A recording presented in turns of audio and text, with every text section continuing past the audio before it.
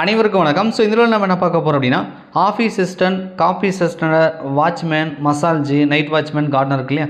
So இந்த கேண்டிடேட்டுக்கெலாம் பார்த்தீங்கன்னா நம்ம வின்னர்ஸ் கிளாஸ் அகாடமி சார்பாக நம்ம டெஸ்ட் பேட்ச் வந்து கொடுத்துட்ருக்கோம்.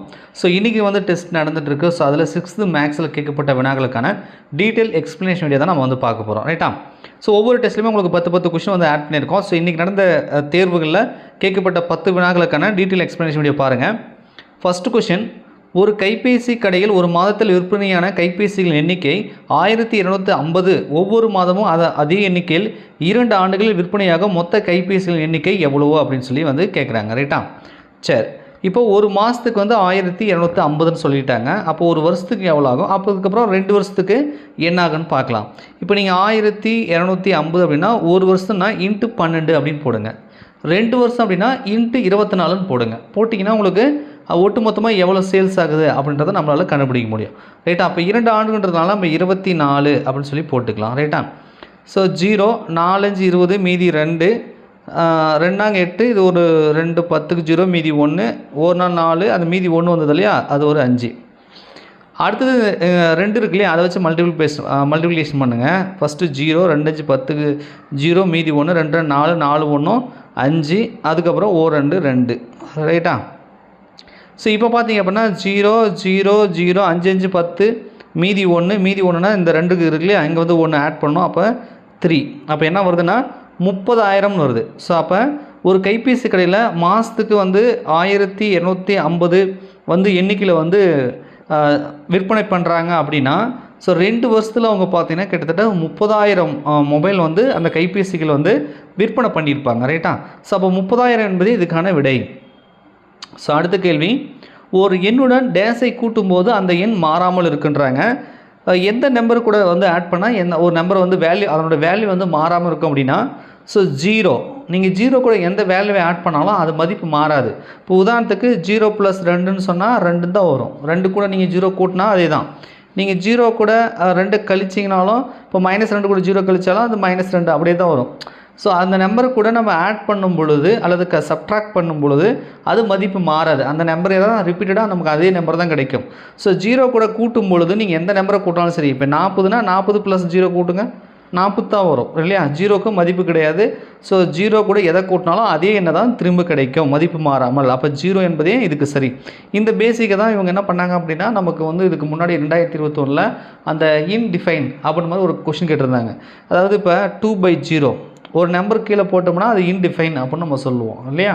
ஸோ அதே மாதிரி 0/0 எந்த ஒரு நம்பருக்குலையுமே 0 வந்துச்சு அப்படின்னா அது இன்டிஃபைன். இது 0/2 அல்லது 0/1னா ஒரு 0க்கு கீழே ஒரு நம்பர் போட்டாங்கன்னா அந்த வேல்யூ 0 தான், அது இன்டிஃபைன் கிடையாது, ரைட்டா. ஸோ இந்த மாதிரி கான்செப்ட் வச்சு கூட இந்த 0 வச்சே ஒரு கொஸ்டின் கேட்டிருக்காங்க அப்படின்னு சொல்ல வரேன், வேறு ஒன்றும் இல்லை, ரைட்.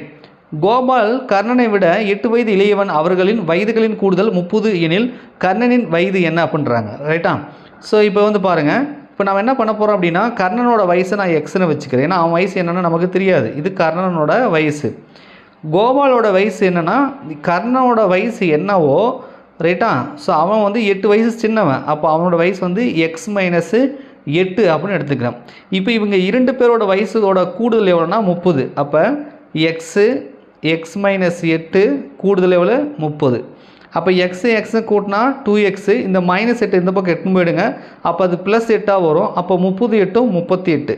இப்போ எக்ஸோட மதிப்பு தான் நமக்கு வேணும். ஸோ அதனால் வந்து நம்ம என்ன பண்ணலாம், ஸோ இந்த 2 மட்டும் இந்த பக்கம் 8 வந்துருங்க. அப்போ 38/2ன்னு வரும். ஸோ x = அப்போ இது 38 2ஆல் டிவைட் பண்ணிங்கன்னா 2 மீதி 1 வரும். அப்போ 18ன்னு வரும். அப்போ 9 2 18. அப்போ எக்ஸோட மதிப்பு வந்து 19ன்னு வருது. எக்ஸோட இது நம்ம என்ன எடுத்தோம், நம்ம கர்ணனோட வயசு தான் எக்ஸ்ன்னு எடுத்தோம். இவங்க கேட்டிருக்கிறதும் கர்ணனோட வயசு தான். அப்போ x = 19னா கர்ணனோட வயசு வந்து 19, ரைட்டா. ஒருவேளை கோபாலோட வயசு என்னென்னு கேட்டாங்க அப்படின்னு வச்சுக்கோங்களேன், கோபால் ஒரு பேச்சுக்கு அந்த மாதிரி கேட்டாங்க அப்படின்னா, இப்போ x - 8 என்பது கோபாலோட வயசு. இப்போ எக்ஸோட மதிப்பு என்னது 19. அப்போ 19 - 8 அப்போ 11 வயசு. கோபாலோட வயசு என்ன 11. அப்போ சப்போஸ் அது மாதிரி கேட்டாங்கன்னா நம்ம கண்டுபிடிச்சிக்கலாம், ரைட்டா. ஏஜ் ரிலேட்டடான இது சம்மு. ஸோ 93க்கு வந்து பார்த்தீங்கன்னா உங்களுக்கு 19. இங்கே பாருங்கள், ஏ ஆப்ஷன் வந்து கொடுத்துருக்காங்க. ஸோ அடுத்தது 1 மீட்டருக்கும் 50 சென்டிமீட்டருக்குள்ள விகிதம் என்ன அப்படின்னு சொல்லி கேட்குறாங்க. இது வந்து பார்த்தீங்கன்னா அந்த யூனிட் வந்து மாற்றிருக்கு. இங்கே சென்டிமீட்டர் கொடுத்துருக்கான், அங்கே மீட்டர் கொடுத்துருக்கான். ரேஷியோ கண்டுபிடிக்கணும் அப்படின்னா ரெண்டும் ஒரே யூனிட்டில் இருக்கணும். அலகுகளுக்குன்னு சொல்லுவாங்க தமிழில், ரைட்டா? அப்போ இது என்ன பண்ணுறேன்னா நான் 1 மீட்டரை சென்டிமீட்டருக்கு மாற்றுறேன். 1 மீட்டர் என்பது 100 சென்டிமீட்டர் அப்படின்றது எனக்கு தெரியும் இல்லையா? அப்போ 100 சென்டிமீட்டர் நம்ம ரேஷியோ கேட்கறதுனால ஈஸ்ட் போட்டு இங்கே 50 கொடுத்துருக்கோம். அப்போ ஈஸ்ட்டு 50ன்னு போட்டுருவோம். இதான் விகிதம், ரைட்டா? இப்போ பார்த்தீங்கன்னா 1 50 2 50 100. அப்போ என்ன ஆகுது? 2:1. அப்போ 1 மீட்டருக்கும் 50 சென்டிமீட்டருக்குள்ள அந்த விகிதம் ரேஷியோ என்னென்னா 2:1 அப்படின்னு நம்மளால் சொல்ல முடியும். ஸோ ஆன்சர் வந்து 2:1 அப்படின்னு வருது. ஸோ இது என்னென்னா நமக்கு 1 மீட்டர் அப்படின்றது 100 சென்டிமீட்டர் அப்படின்னு தெரியணும், ரைட்டா? ஒரு குழந்தைக்கு நாள் ஒன்றுக்கு 100 கிராம் காய்கறி தேவைப்படுகிறது. 90 குழந்தைகள் உள்ள பள்ளிக்கு எத்தனை கிலோகிராம் காய்கறி தேவைப்படுகிறது அப்படின்றாங்க. ஸோ ஒரு நாள் ஒன்றுக்கு வந்து 100 கிராம் வந்து தேவைப்படுதான். இப்போ 90 குழந்தைகள் இருக்காங்க அப்படின்னு சொல்லிட்டாங்க. 90 குழந்தைகள் இருக்காங்க. அப்போ இவங்க கிராம் கணக்கில் கொடுத்துருக்காங்க. ஆனால் ஆன்சர் பார்த்தா கிலோகிராம் கீக்கின்னு போட்டிருக்காங்க. அந்த கீக்கி போட்டாங்கன்னா கிலோகிராமில் கொடுத்துருக்காங்க, ரைட்டா? அப்போ ஆன்சரை கண்டுபிடிச்சி நீங்கள் கிலோகிராமுக்கு மாற்றிக்கணும், ரைட்டா? இப்போ 90 குழந்தைகள் இங்கே 100 கிராம்ன்ட்டாங்க. அப்போ 90 × 100ன்னு போடுங்க, ரைட்டா? அப்போ 2 ஜீரோ சேருமா? ஸோ 2 ஜீரோ சேர்த்துனீங்கன்னா உங்களுக்கு வந்து 9000 கிராம் அப்படின்னு வருது. உங்களுக்கு ஒரு விஷயம் தெரியும், 1000 கிராம் சேர்ந்தது 1 கிலோகிராம் அப்படின்னு தெரியும், ரைட்டா? அப்போ 9000 கிராம் அப்படின்னா 9 கிலோ அப்படின்றது நம்மளால் சொல்ல முடியும். 9 கிலோவாக தான் இவங்க என்ன பண்ணியிருக்காங்கன்னா 9 கிலோகிராம். கிலோன்னா நாம் பேச்சு வாக்கில் கிலோன்னு சொல்லுவோம்பா, ரிட்டனில் எழுதும் போது கிலோகிராம்னு தான் சொல்லுவாங்க. ஸோ அப்போ வந்து 9 கிலோகிராம் அப்படின்றது தான் சரி. ஸோ வந்து பார்த்தீங்கன்னா டி ஆப்ஷன் வந்து உங்களுக்கு சரியாக இருக்கும், ரைட்டா? சரி, அடுத்தது பார்த்தீங்கன்னா 9 மீட்டருக்கும் 4 சென்டிமீட்டர் என்பது எதற்கு சமமானதுன்றாங்க. அதாவது 9 மீட்டர் 4 சென்டிமீட்டர் என்பது எதற்கு சமமானது கொடுத்துருக்கிற ஆப்ஷனில் சொல்லணும். இப்போ இதுவும் பார்த்தா இது சென்டிமீட்டர் இருக்குது, இங்கே மீட்டர் இருக்குது, ரைட்டா? அப்போ இவங்க ஆப்ஷனில் பாருங்கள் எல்லாமே சென்டிமீட்டர் கொடுத்துருக்கானா? அப்போ கொடுத்துருக்கிறது ஏதாவது மீட்டர் கொடுத்தானா அதை நம்ம சென்டிமீட்டருக்கு மாற்றிக்கணும், ரைட்டா? அப்போ 9 மீட்டர் நான் ஏற்கனவே சொல்லிட்டேன், 100 சென்டிமீட்டர் என்பது 1 மீட்டர்னு சொல்லிட்டேன். அப்போ 9 மீட்டர்னு சொன்னாங்கன்னா கண்டிப்பாக அது 900 சென்டிமீட்டராக இருக்கும். இங்கே ஒரு 4 சென்டிமீட்டர் கொடுத்துருக்கான். அப்போ 900 + 4னா 904 சென்டிமீட்டர் அப்படின்னு சொல்லலாம். அப்போ கொடுத்துருக்கிற ஆப்ஷன் எப்படி பார்த்தீங்கன்னா பி ஆப்ஷனில் 904 சென்டிமீட்டர்னு கொடுத்துருக்காங்க. ஸோ இந்த கேள்விக்கு பி ஆப்ஷன். ஸோ அடுத்தது 1006 கிராமுக்கு சமமானது எது அப்படின்னு சொல்லி கேட்குறாங்க. 1006 கிராமுக்கு சமமானது எது அப்படின்னு சொல்லி கேட்குறாங்க. அப்போது நம்மளுக்கு தெரியும், நான் ஏற்கனவே சொன்னேன் இல்லையா, 1000 கிராம் சேர்ந்தது 1 கிலோகிராம் அப்படின்றது நமக்கு தெரியும், ரைட்டா? சரி, அப்போ என்ன சொல்லலாம், இதை 1 கிலோகிராம் 1 கீக்கினா 1 கிலோகிராம், அதுக்கப்புறம் 6 கிராம், ரைட்டா? இதுக்கு வந்து சமமாக இருக்கும். அப்போ இது இந்த மாதிரி எங்கே கொடுத்துருக்கான் பாருங்க, 1 கிலோகிராம் 1 கீக்கி 6 கிராம். அப்போ ஏன்றதுக்கு இந்த கேள்வின்றது இந்த இதுக்கு வந்து சமமாக இருக்குது, இந்த ஆப்ஷனுக்கு சமமாக இருக்குது. அப்போ ஏ ஆப்ஷன் வந்து சரி.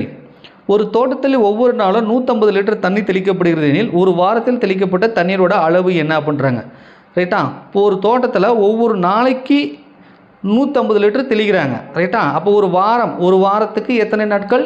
7 நாட்கள். அப்போ இவங்க எத்தனை லிட்டர் யூஸ் பண்ணியிருப்பாங்க அப்படின்னா நீங்கள் 150 × 7ன்னு போட்டுக்க வேண்டியதுதான். 150 × 7ன்னு போடலாம். ஸோ இதை மல்டிபிள் பண்ணிங்கன்னா 0க்கு 0 IL 35க்கு 5 மீதி 3 1 7 மீதி 3 வந்துச்சுல, அதை ஆட் பண்ணிங்கன்னா 10. அப்போ என்ன வருது? 1050 லிட்டர் அப்படின்னு வருது, ரைட்டா? ஸோ 1050 லிட்டர் அப்படின்னா டி ஆப்ஷனில் கொடுத்துருக்காங்க. ஸோ இந்த கேள்விக்கு 1050 லிட்டர் அப்படின்னு சொல்லி வரும். ஸோ அடுத்தது 2.5 ஆண்டுகள் என்பது டேஸ் மாதங்கள் அப்படின்னு சொல்லி கேட்குறாங்க. அப்போ ஒரு வருஷத்துக்கு எத்தனை மாதங்கள் இருக்குது அப்படின்றது நமக்கு தெரியும். ஒரு வருஷத்துக்கு எத்தனை மாதம் இருக்குது? 12 மாதம் இருக்குது. அப்போ 2 வருஷத்துக்கு 24 மாதம் அப்படின்னு சொல்லலாம். 2.5 ஆண்டு அப்படின்றாங்க. அரை ஆண்டு அப்படின்னு சொன்னால் அதில் பாதி, அப்போ 6 மாதம். 6 மாதம் அப்படின்னா 24 + 6, 2 வருஷத்துக்கு 24, ஒரு அரை வருஷம், அப்போ அதுக்கு ஒரு 6. அப்போ 24 + 6 போட்டிங்கன்னா உங்களுக்கு 30. ஸோ 30 மாதங்கள் இருக்கும் அப்படின்றத நம்மளால் சொல்ல முடியும், ரைட்டா? சரி, 12 மீட்டர் பக்க அளவுடைய ஒரு சதுர வடிவிலான வீட்டு மனைக்கு வேலி அமைக்க மீட்டருக்கு 15 ரூபா செலவாகுதுன்னா அதுக்கு ஒட்டுமொத்தமாக எவ்வளோ செலவாகும் அப்படின்றாங்க. ஸோ மீட்டருக்கு 15 ரூபா செலவாகுது. ஒரு பக்கத்தோட அளவு வந்து 12 மீட்டர். இவங்க சொல்லியிருக்கிறது சதுர வடிவம்னு சொல்லிட்டாங்க. அப்போ வேலி அமைக்கிறாங்கன்னா இப்போ சதுரம்னா 4 பக்கம் சமமாக இருக்கும், ரைட்டா? அப்போ வேலி அமைக்கிறாங்கன்னா இதை சுற்றி தான் அமைப்பாங்க. அப்போ இதனோட சதுரத்தோட சுற்றளவு தெரியணும், ரைட்டா? ஸோ பேசிக்காக நீங்கள் சதுரம், செவ்வகம், சர்க்கிள் இதனோட சுற்றளவு, பரப்பளவு, அதேமாதிரி ட்ரையாங்கிள் கொடுத்தாங்கன்னா ட்ரையாங்கிளுக்கான சுற்றளவு, பரப்பளவு. ஸோ இதெல்லாம் வந்து எப்படி கண்டுபிடிக்கிறதுன்னு ஞாபகம் வச்சுக்கோங்க. இதுக்கான அப்ளிகேஷன் சம். இது வந்து இப்போ சதுரத்தின் சுற்றளவு என்ன அப்படின்னு கேட்கல இவங்க. இது அப்ளிகேஷனாக ரியல் லைஃப்பில் ஏதாவது வேலி அமைக்கிறது, இப்போ பரப்பளவுனா தரையை வந்து சமப்படுத்துறது, இந்த மாதிரிலாம் பெயிண்ட் அடிக்கிறது, இந்த மாதிரிலாம் கேட்பாங்க. ஸோ ரியல் லைஃப்பில் அப்ளை பண்ணக்கூடிய அப்ளிகேஷன் சம்மாக தான் கேட்பாங்க. அதுதான் அடிப்படை கணிதம். இப்போ நீங்கள் பார்த்த கணக்கெலாம் பார்த்தீங்கன்னா ரொம்ப பேசிக்கான கொஷின். இந்த மாதிரிலாம் கேள்வி கேட்பாங்களா அப்படின்ட்டு இதை விட ரொம்ப ஈஸியெல்லாம் கேட்டிருக்காங்க. ரைட்டா?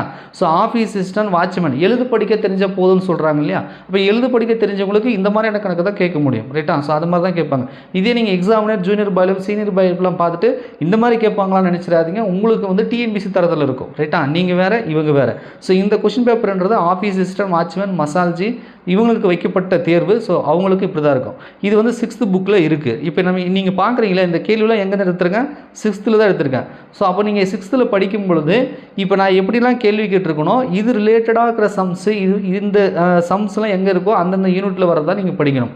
ஸோ ஒட்டுமொத்தமாக எல்லா கணக்கும் படிக்க தேவையில்ல. ரியல் லைஃபுக்கு தேவையான குட்டி குட்டி சம், சின்ன சின்ன சம்ஸ், இந்த மாதிரியான சம்ஸ் மட்டும் நீங்கள் படிச்சுக்கிட்டால் போதும். ரைட்டா? சரி, நான் சொல்ல வந்ததுக்கு வந்துடுறேன். அதாவது இப்போ வேலி அமைக்கணுமா, அப்போ சதுரத்தோட சுற்றளவுனா ஒரு பக்கம் 12 மீட்டர்னா இதுவும் சமமாகும். 12 மீட்டர் இதுவும் சமமாகும். ஏன்னா 4 பக்கம் சமமாக இருந்தால் தான் சதுரம். அப்போ இதுவும் சமமாகும். அப்போ 4 12 வருதா? அப்போ 4 12 48, 4 12 48. இப்போ 1 மீட்டருக்கு எவ்வளோ ஆகுதுன்றாங்க? இப்போ மொத்தம் 48 மீட்டருக்கு சுற்றளவு. வேலி அமைக்கணும்னா மொத்த நீளம், வேலியோட மொத்த நீளம் 48 மீட்டரு. 1 மீட்டருக்கு வந்து 15 ரூபா. அப்போ 48 × 15ன்னு போட்டுருங்க. 48 × 15ன்னு போடுங்க. 8 5 40க்கு 0, மீதி 4, 4 5 20. ஸோ இது ஒரு 4 5 இல்லையா? அப்போ 24. ரைட்டா? அதுக்கப்புறம் ஒரு 1 இருக்கா? இதையும் நீங்கள் மல்டிபிள் பண்ணுங்கள். அப்படி பண்ணால் 48 வருமா? இப்போ இது ஆட் பண்ணி பாருங்கள். 0, 4 8 12க்கு 2, மீதி 1, 4 2 6. இந்த மீதி 1 வந்துச்சு இல்லையா? அதை 1 ஆட் பண்ணால் 7. அப்போ 720ன்னு வருது.